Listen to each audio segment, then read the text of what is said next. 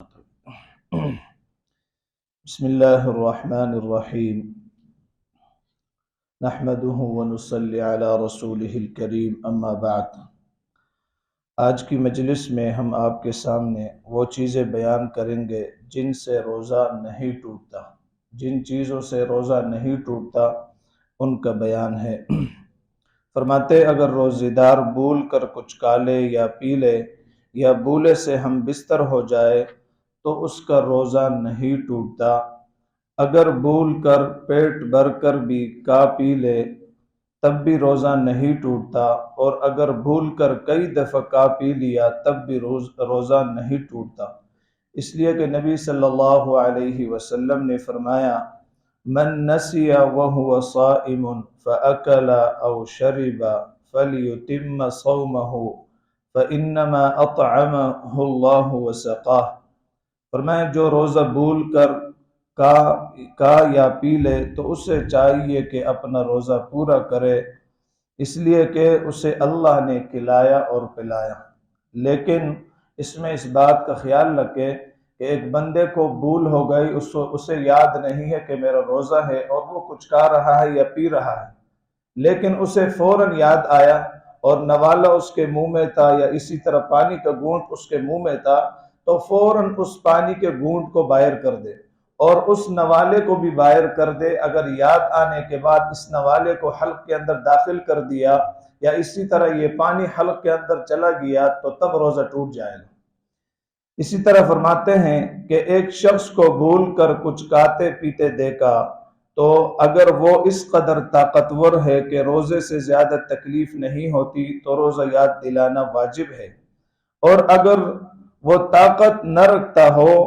اور روزے سے تکلیف ہوتی ہے تو اس کو یاد نہ دلاوے اور اس کو کھانے دے۔ ایک شخص کو آپ نے دیکھا کہ وہ روزے کی حالت میں کچھ کھا رہا ہے پی رہا ہے، آپ نے دیکھا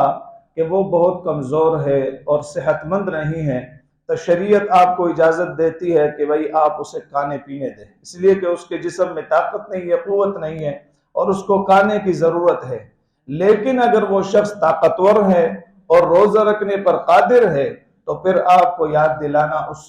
اس کو واجب ہے، اس لیے آپ ان سے کہے کہ بھئی آپ کا روزہ ہے اور کھانا پینا بند کر دیں۔ اسی طرح فرماتے ہیں کہ اگر کسی کو دن میں احتلام ہو جائے تو اس سے بھی روزہ نہیں ٹوٹتا۔ اگر کسی کو غسل کی حاجت ہو جائے روزے کی حالت میں تو اس سے روزہ نہیں ٹوٹتا، البتہ وہ جلد از جلد غسل کر لے، لیکن غسل کے اندر غرغرہ نہ کرے، یعنی حلق کلی کرتے ہوئے غرغرہ نہ کرے، اس لیے کہ حلق کے اندر پانی جانے کا خطرہ ہوتا ہے۔ بس غسل کے 3 فرائض ہے، کلی کر لے اور ناک میں پانی ڈالے اور پورے جسم پر پانی بہا دے۔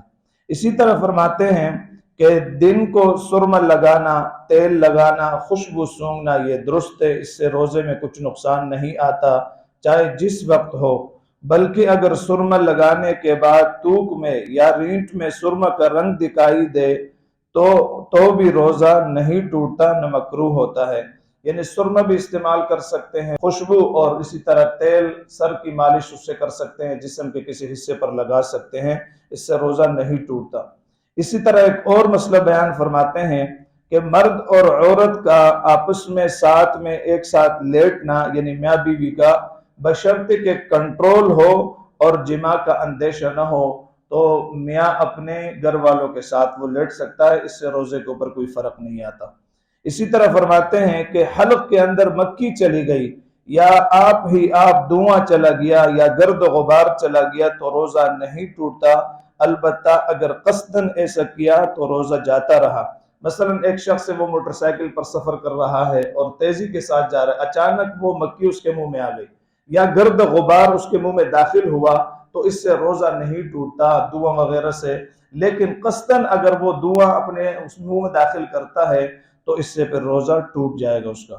اسی طرح فرماتے ہیں کہ تھوک نگلنے سے روزہ نہیں ٹوٹتا چاہے جتنا بھی ہو، جیسے ہمارے منہ کے اندر یہ تھوک بار بار بن رہا ہوتا ہے اور اس کو ہم نگلتے ہیں تو فرماتے ہیں کہ اس سے روزہ نہیں ٹوٹتا۔ اللہ تعالیٰ ہم سب کو ان مسائل کو سمجھنا اور اس پر عمل کرنا ہمارے لیے آسان فرمائے۔ ایک ساتھی نے کل یہ بھی پوچھا تھا کہ مسواک سے روزہ ٹوٹتا ہے یا نہیں، تو مسواک سے بھی روزہ نہیں ٹوٹتا۔ ہمارے ایک مولوی صاحب تھے، انہوں نے مسئلہ بیان کیا کہ بھائی مسواک سے روزہ نہیں ٹوٹتا، تو ہمارے خان صاحب تھے وہ باہر چلے گئے، انہوں نے کہا بھائی مولوی صاحب نے عجیب پیکج دے دیا، فرمایا کیا؟ فرمایا مولوی صاحب نے کہا نسوار سے روزہ نہیں ٹوٹتا۔